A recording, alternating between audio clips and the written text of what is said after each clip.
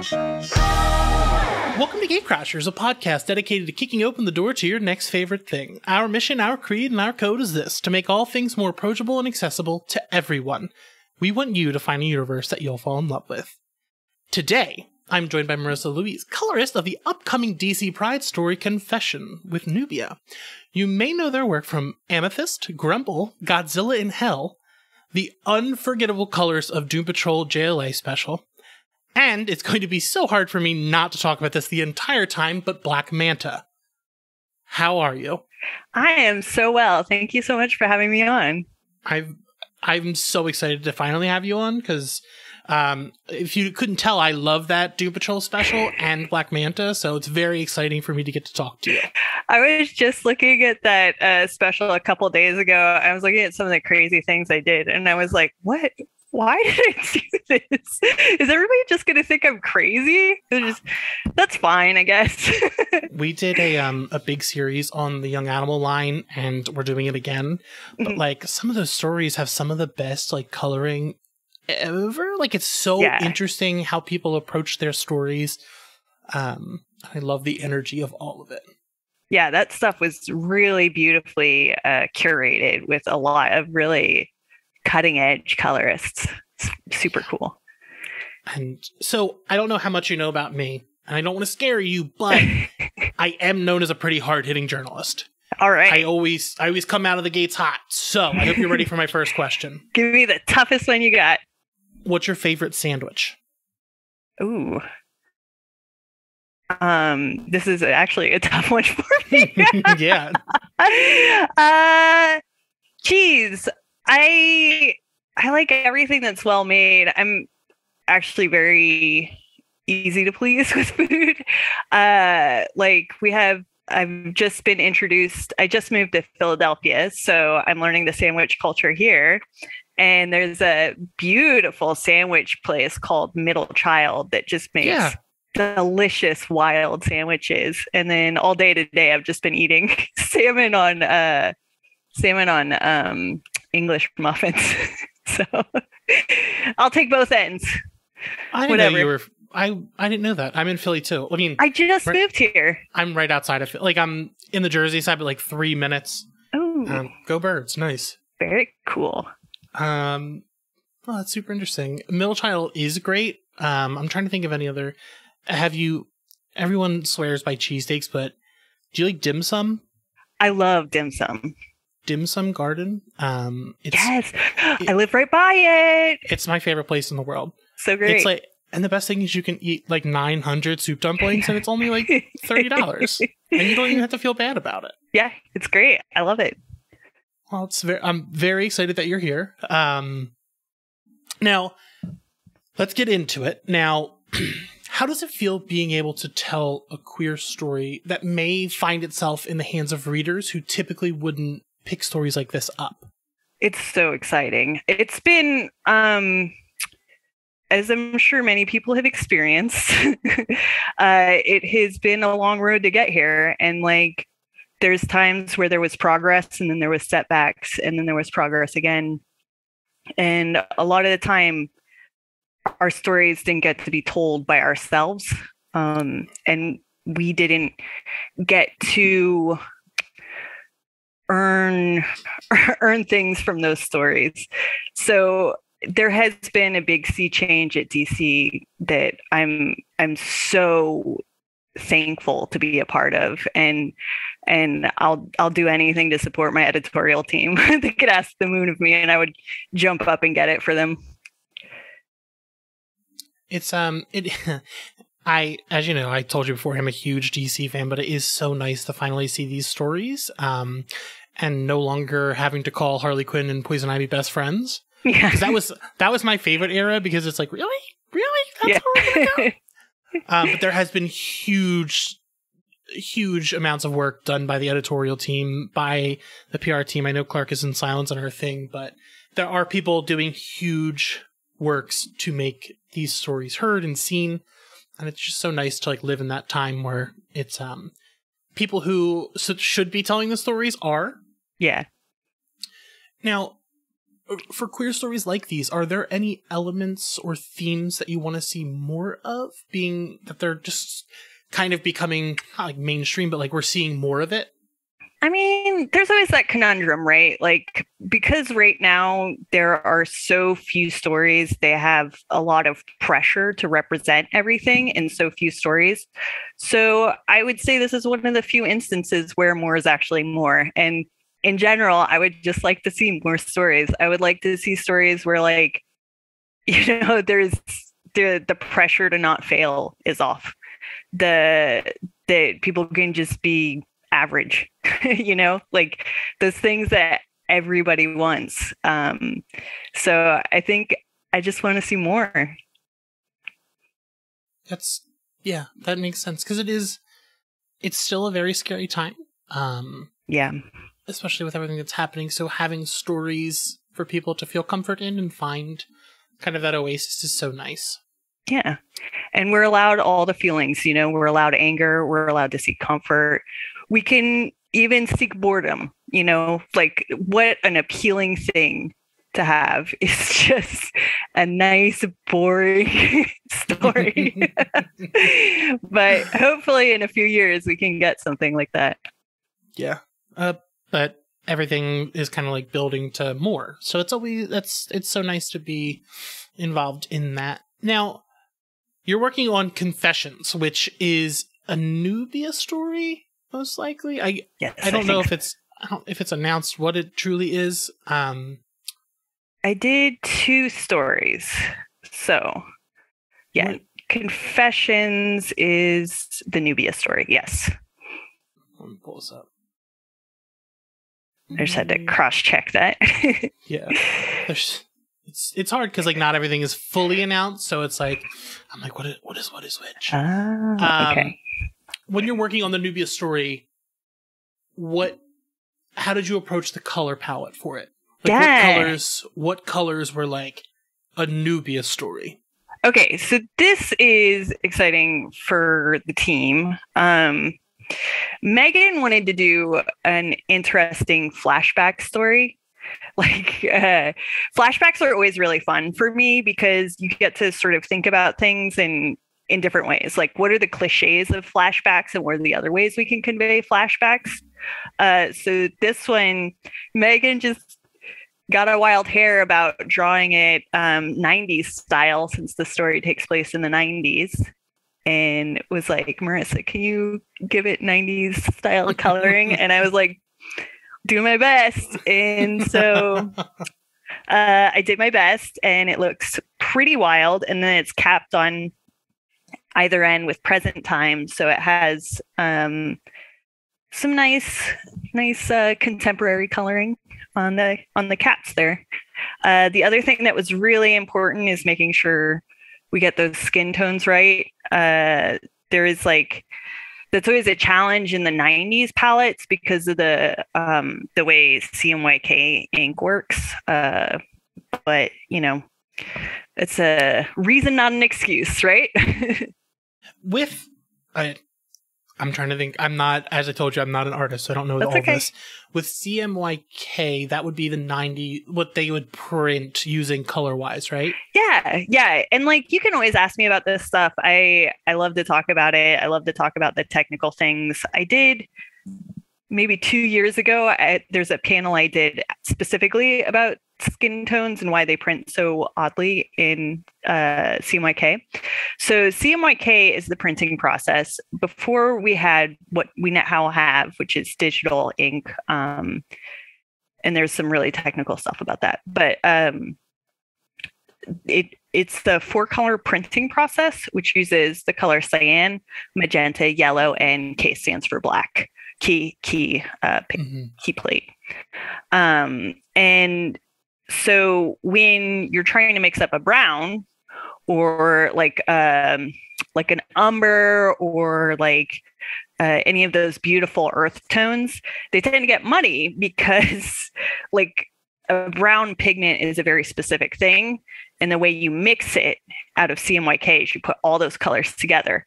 And especially when the paper was cheaper and the inks were cheaper, you sort of never knew what you were going to get. And that's how you end up with those green skin tones or those like weirdly yellow skin tones, because it's all transparent ink. And sometimes it absorbs at different rates or the ratio gets slightly off, or Interesting. Lots of places to go wrong. So with modern coloring, you're doing most things digital, right? Yeah. Mm-hmm. What program do you use for that? I use Photoshop because it's what I learned. And I have not dedicated the time to learn Clip Studio. And Clip Studio doesn't do, there's also an element of coloring called production, which is kind of related to the pre-press. And DC also has an amazing production team who I love dearly. So I'm just trying to make their lives easy. But this element is where you would convert, if you color in a monitor, is RGB, right? So, and that light comes into your eyes, but the light that's printed is bounced off the page. Okay. So the computer has to convert that, and Clip Studio doesn't convert that well. Huh. Wow. I didn't. Okay. I didn't never thought about how like the light comes off of the page versus like on a monitor. And it makes sense because like you see so many of like the older comics be digitized, and I don't know if they have to recolor them, but at some point you have to add more because I don't know if it'll scan over. If that makes sense. Yeah. That's a whole wild topic too. Huh. Wow. Sorry, I'm like taking a minute to be like, wow, that makes sense. It's just something I never like thought about. Yeah, it's all hidden processes. You just get what you get, right? Yeah. So, with working with Megan Hetrick on this story, the 90s style and the regular style, how did you collaborate? So, how did that work? Was Megan like, this is the kind of thing I want to do, and you were like, I can bring these to the table? How does that back and forth work? Yeah, Megan and we talk pretty regularly now. We got assigned to a short story together a while ago, and then just sort of became friends from that.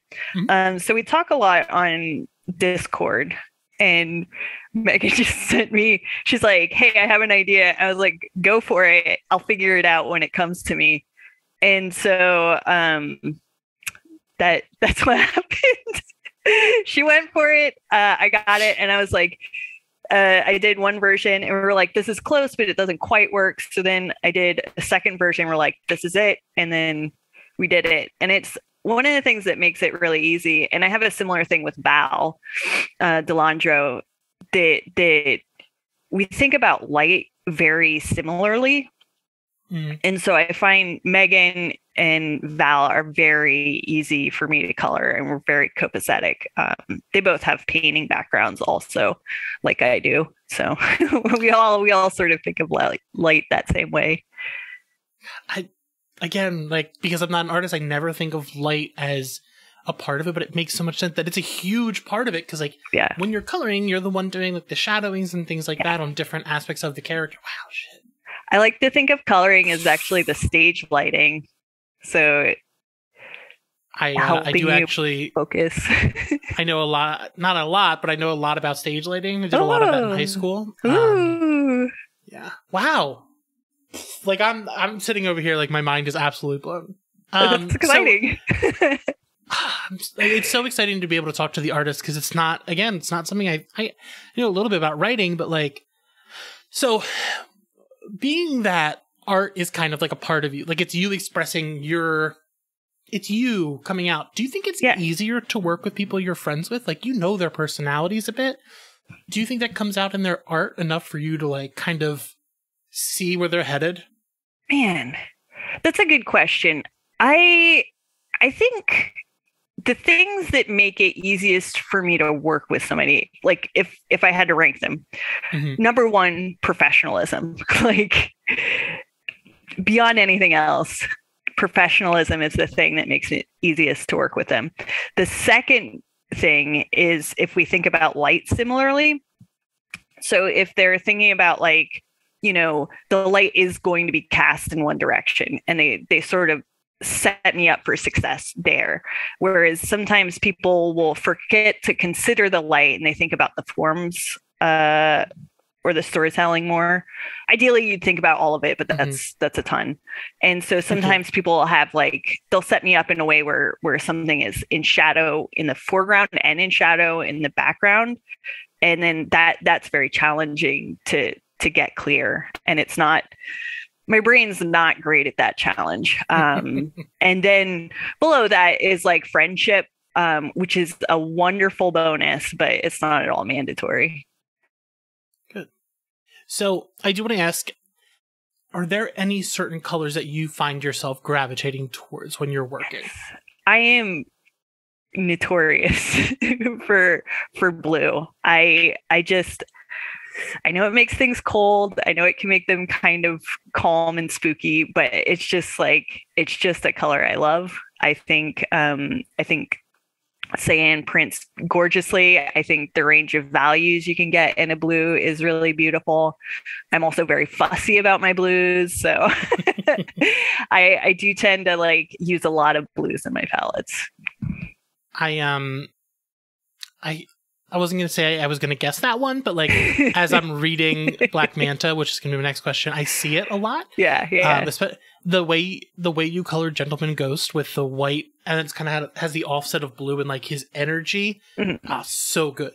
Oh, thank you. Now, I want to ask, like, what was your inspiration for the color palette of Black Manta? Because it has almost this like pulpy action. You and is it Valentine or Valentine or Val? Val. I usually just call him Val. Yeah. The best looking James Bond story ever. Yeah, and Matthew Dow Smith was also the artist. Val, like, he sets me up for success like so well. Like, he gives me such good structures to work off of and trusts me completely. And so one of the things I was really, and I got permission to go a little nuts. So these are my favorite things. And so I was just trying to think about like, what do I want to see in a comic? What would excite me? One of my favorite things to try and do is I try to get like a quality of air in my coloring. So I like to think like I like things to feel either humid or like airy, so that you just sort of get a sense of breath and breathing in them. And so for the palettes, I was trying to think about like what locations are we in? What would it feel like? And then sort of work backwards from there. That's why we have I like coloring water. It's really fun to color. Black Manta, pretty good character for that. Yeah. One of the big ones. I do want to compliment the reds in the series, because the character Black Manta is like mostly a black suit, but like the red highlights to the eyes and his weapons. Yeah. They're other than the first splash page, I put that in quotes because it's a water book. When he's like in the air, like coming down, like the explosion. Yeah. I interviewed Chuck right after I read that, and I was like, holy fuck, like this is the best book ever. But you see in the next page kind of like the energy off the weapon, beautiful. Yeah. Superb. Val did a great design on that suit too. Like, again, just setting me up for success. Like, it's not overwrought. It gives really solid points of interest. It has a beautiful silhouette. Like, really great. All cylinders on that book, and everyone should have read it. Yeah. Okay, with queer characters taking more of a spotlight in mainstream comics, do you think overall the industry is headed towards a place where there's space for everyone? Well, that's a nuanced question, of course. Like, all it takes to make a comic is to make a comic. So there will always be space for everyone as long as we're here, right? The difficulty in this question is, as you go higher up in systems, they tend to get more and more closed off. So as amazing and open as the DIY scene is, as there gets to be money, things get a little more closed off. But there are a lot of people in the younger generation who have fought really hard and stood on the shoulders of giants who also fought hard to get us more space further and further up. And it's my hope that the trend continues. There'll always be pushback, but as long as we're there for each other, as long as we all keep like making a stand and supporting each other, I think there's always room in the industry for everyone. Makes me very happy to hear. Now, are there any other places, any other project people should be picking up from you? Let's see. I did In Love and Resistance for the state of New York school system. I do not know if that is only for the New York school system or if it's available for everyone, but that was about some of the LGBT heroes of New York. And then there is the Harlequin. There is... Oh my God, I didn't get to talk about Harlequin. Also, beautiful. Yeah. It pops. Sorry. Max is amazing artist. It is so fun to work with them. They are like, their acting is just top tier. Like, I remember reading Giant Days when it was coming out and just like losing my mind. I was like, man, it's a fantasy to one day get to work with Max. And then I was asked to do the book and I just like, I lost my shit. I was so excited, especially to do a Harlequin Ivy. Come on, man. Like that's what you want to see. I remember when I was like a little kid. Well, we'll save that for the late night chat. But it's very exciting stuff to do. Let's see. I think I'm gonna do some more stuff with Albatross Press. Eric Powell's a little like, he's great to work with. He's really busy right now, but I think we have some projects coming down the line with them. Val and I did something for 3W3M, but that might be on Substack. I'm not sure. And if people are uncomfortable with that, please don't worry about it. Don't pick it up. I am teaching some kids in Iowa how to make comics. Damn, you're doing it all. I just tried my best, I just I like to encourage people because one person, I don't think one person can really change that much, but a bunch of people can change so much. So I really am a big believer in trying to put the wind in people's sails and getting people excited and trying to get them, to do what they want to see. That's the whole point of Gatecrashers. Yeah. Just a community of people just trying to hype each other up to do and follow their dreams. Yeah. This was wonderful. Thank you so much. Where can people find you online? That is a good question. I am trying to figure that out now because I'm currently on Twitter-ish, but I'm, as with many people, thinking about leaving it. But for now, I'm available on Twitter at Marissa Draws. And I don't know, as soon as I figure out what the next thing is, I'll be there. And before we go, can I plug a few places to donate to? Yes, please do. Okay. So I think we're going to do the big national ones first. That's PFLAG, which I think DC is going to do some work with. I've heard rumors. I don't know. Someone fact check me. There is Human Rights Campaign. The Trevor Project is very important. And there are a lot of legal things happening that are targeting the community right now. And it is really, really important that we give support to our transgender family. And the ACLU has an arm that is very specifically focused on combating anti-transgender legislation. So if people could support that, that would be really, really important. If you are more comfortable with direct action, so that's where you give money to people who are directly giving money to people in need instead of going through big organizations. Carte Mornier does the Washtenaw County Trans Assistance Project, which is a really great project. and they are currently raising money on GoFundMe. And then here in Philadelphia, I did a little research and found a few places. So we have the RHD Morris House, is a local to Philadelphia. The Attic Youth Center, William Way LGBT Community Center. So all these places can use your time, your money, your shout outs, whatever you can give is helpful. Every drop counts.